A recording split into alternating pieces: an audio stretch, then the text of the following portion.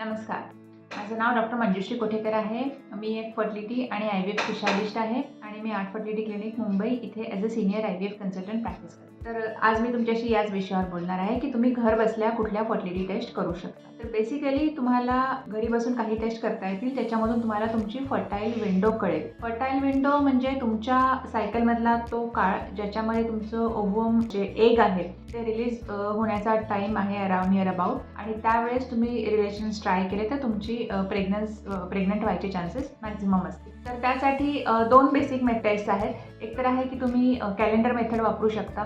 आजकाल बरेचसे ॲप्स पण आहेत त्यासाठी, ज्याच्यामध्ये तुम्ही तुमचा डेटा भरला की या दिवशी तुमचे पिरियड्स आले होते, तर त्याप्रमाणे तुम्हाला त्या ॲपमधून पण कळू शकतं की तुमचा फर्टाईल विंडो कधी आहे किंवा तुम्ही ट्राय केलं पाहिजे. किंवा जर तुम्हाला कुठलंही ॲप वापरायचं नसेल तर बेसिकली जर तुमची रेग्युलर सायकल असेल तर तुमच्या पिरियडच्या 8व्या दिवसापासून ते 18व्या दिवसापर्यंत तुम्हाला अल्टरनेट डे रिलेशन्स ठेवायचे असतील.